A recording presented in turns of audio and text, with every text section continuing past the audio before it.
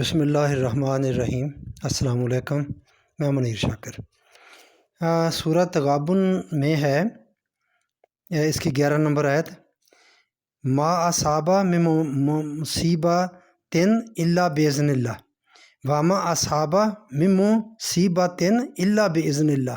11 number, جو مصیبت بھی تم پر آتی ہے وہ باذن اللہ یعنی قانون خداوندی کے مطابق آتی ہے۔ باذن اللہ یعنی قانون خداوندی کے مطابق آتی ہے۔ باذن اللہ ہے کیا؟ قانون خداوندی ہے کیا؟ اس مصیبت میں جو بھی مصیبت آتی ہے اس میں 2 باذن اللہ ہوں گے، میں آپ کو عرض کر دیتا ہوں۔ پہلا اس میں باذن اللہ یہ ہے، یہ بات باذن اللہ کا مطلب جو عالم امر میں طے ہو چکی ہے بات، امور تکوین میں سے طے ہو چکی ہے بات، وہ 2 ہیں اس میں مصیبت کے معاملہ میں۔ ایک تو پہلی بات یہ طے ہو چکی ہے کہ بندے پر جو بھی مصیبت آتی ہے وہ اس کے اپنے ہی ہاتھوں کا کیا درا ہوتا ہے، بندوں کا ہی اس میں عمل دخل ہوتا ہے، انسانوں کا ہی، اس بندے کا اپنا یا دوسرے انسانوں کا۔ جو بھی مصیبت آتی ہے آپ اس کو ٹریس کریں، دیکھیں اس میں تو اس میں بندوں کا ہی ہاتھ آئے گا۔ یہ قرآن میں یہ بات طے ہے، اللہ تعالیٰ نے خود قرآن پاک میں یہ بات فرمائی ہے۔ اس میں اللہ کا عمل دخل اس طرح نہیں گا جس طرح ہم سمجھتے ہیں، یعنی کہ طے ہے کہ بندے کا اپنا ہی عمل دخل بندوں کا ہی ہوتا ہے۔ یہ ہے سورہ نساء کی آپ 62 نمبر، 79 نمبر، آل عمران کی 117، انعام کی 44 سے 129، اعراف کی 94 95، 165، یونس کی 23 ہے اور 44 ہے، نحل کی 112 ہے، روم کی 36 ہے، اور شورا کی 42 نمبر، شورا کی 30 نمبر آیت ہے۔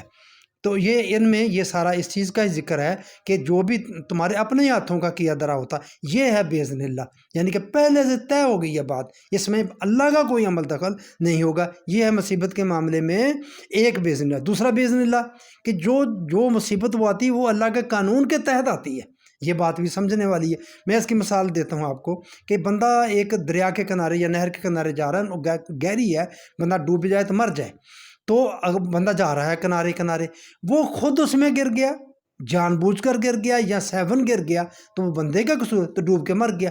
مرنا جو ہے اس کا پانی میں ڈوب کر مرنا، یہ بھی عالم امر کی بات ہے کہ پانی میں جو بھی ڈوب جائے گا وہ مر جائے گا، یا کسی بندے نے اس کو دھکا دے دیا تو وہ پانی میں ڈوب گیا، تو وہ یہ ہے اللہ کا قانون کہ پانی میں جو گرے گا، وہ جو پانی اتنا زیادہ ہوگا بندہ اس میں ڈوب کے مر جائے گا۔ یہ دوسرا باذن اللہ ہو گیا، یعنی کہ پہلی بات کہ بندوں کا ہی قصور ہے، بندے کا ہی قصور ہے، اللہ کا کوئی اس میں عمل دخل نہیں ہے، یہ بات طے ہے عالم امر سے۔ اور دوسری بات کیا طے ہے کہ جو اس نے یہ قوانین بنائے ہیں کہ پانی کی ایک خاصیت ہے کہ اس میں جو ڈوبے گا مر جائے گا، یا آگ کی جو خصوصیت ہے اس میں جو گرے گا وہ جل جائے گا، تو یہ باذن اللہ ہے، وہ بدلتا نہیں ہے۔ تو میں یہ سر دست یہ بتانا چاہتا تھا کہ جو مصیبت بھی تم پر آتی ہے وہ باذن اللہ یعنی قانون خداوندی کے مطابق آتی ہے۔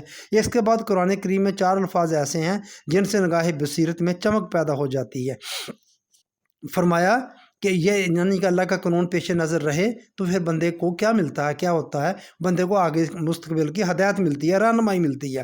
تو فرمایا کہ ہر واقعہ قانون خداوندی کے مطابق ظہور میں آتا ہے۔ قانون خداوندی میں بتا چکا آپ کو۔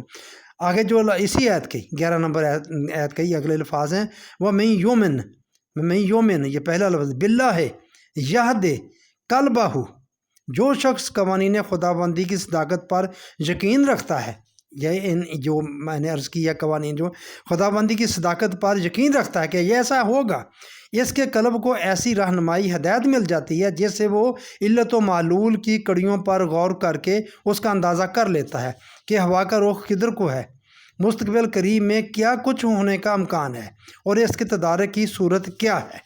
یہ میرے بھائیوں قوانین خداوندی کی صداقت پر یقین کرنے سے یہ چیز بندے کو پتہ چل جاتی ہے کہ اس کے اندر علت و معلول کا کیا قانون ہے۔ تو یہ ہے اگر بندے کے یہ قانون پیش نظر ہو تو پھر کیا، اگر نہ ہو تو پھر کیا ہوتا ہے۔ اس کی میں ایک مثال، اگر بیماری کی صحیح تشخیص نہیں ہوگی تو دوائی بھی غلط تجویز ہوگی، بیماری پتہ ہی نہیں کون سی ہے، جیسے دوہرا نقصان ہوگا، بیماری بھی بڑھے گی اور غلط دوائی کھانے کے سائیڈ افیکٹس الگ ہوں گے۔ اسی طرح اگر مصیبت آنے کا صحیح قانون پیش نظر نہیں ہوگا تو مصیبت کا سد باب مشکل ہوگا۔ صحیح قانون کیا ہے؟ قرآن کے مطابق مصیبت انسانوں کے ہاتھوں کی لائی ہوئی ہوتی ہے، یہ بات عرض کر چکا ہوں۔ اس میں اللہ کا عمل دخل نہیں ہوتا، یعنی اللہ اپنے بندوں کو مصیبت میں مبتلا نہیں کرتا۔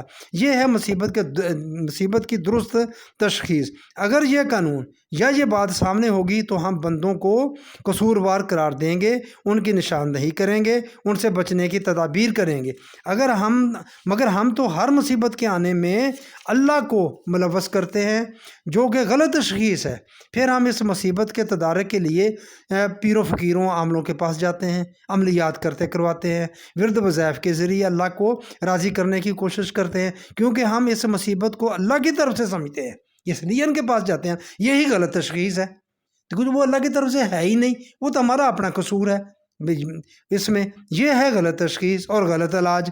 اس کی خرابیوں کا آپ خوب مشاہدہ کرتے ہیں، یہ لوگوں کے پاس جانے سے جو کہانیاں سامنے آتی ہیں تو وہ ہم آئے دن دیکھتے ہیں، پڑھتے ہیں، سنتے ہیں، تو اسی لیے جاتے ہیں۔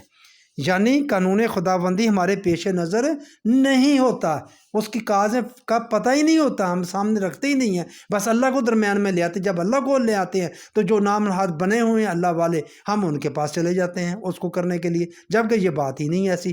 تو یہ میرے بھائیوں میں بات آپ کو بتانا چاہتا تھا کہ اگر ہمارے سامنے قانون ہو، پتہ ہوگا یہ کیسے آتی ہے، تو پھر ہم اس کا سد باب کریں، یہ رہنمائی ملتی ہے۔ اگر قانون پیش نظر ہو اور اس پر ایمان ہو، یقین ہو بندے کا، قوانین خداوندی کی صداقت پر یقین اور اس کے تضمینات کے سلسلہ میں ضروری معلومات سے، اقبال رحمۃ اللہ علیہ کے الفاظ میں انسان کی کیفیت یہ ہو جاتی ہے کہ حادثہ وہ جو ابھی پردہ فلاک میں ہے، اور ان کا شعر ہے، حادثہ وہ جو ابھی پردہ فلاک میں ہے، عکس اس کا میرے آئینہ ادراک میں ہے۔